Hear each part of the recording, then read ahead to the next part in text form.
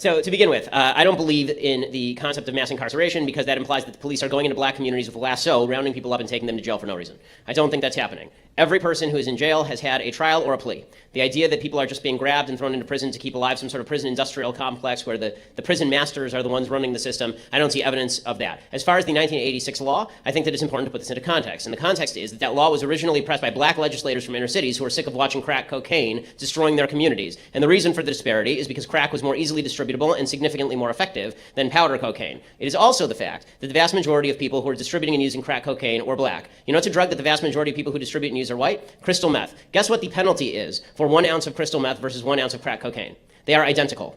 They are identical because they are easily distributed and they are distributed in similar forms. So the idea that this was just some sort of attempt to grab black people off the street and throw them in jail for no reason so we could have a permanent underclass of people with no fathers, this seems to me like a giant conspiracy theory with little evidence to support it. As far as the idea that these communities would be better if we just release people onto the streets, so I think it's important, again, to note the statistics here. The fact is the vast majority of people who are in jail for drug crimes are in for distribution, not merely for use. The idea that it's a black kid who's just smoking crack on the street who's getting picked up by the cops and thrown in jail, the justice system doesn't have time for that. Okay, the vast majority of even possessions that are pled down from distributions. Now, I've said earlier, I'm not in favor of the drug war.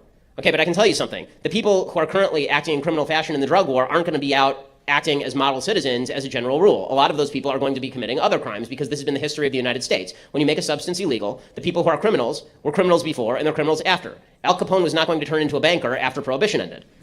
And the same thing is true for a lot of the people who are committing criminal acts by distributing illicit substances. So I think that to pretend that the epidemic of single motherhood is going to end, all these guys are just going to decide, you know what, I've decided to marry that girl, I'm going to stay home, and it's going to be like Leave It to Beaver.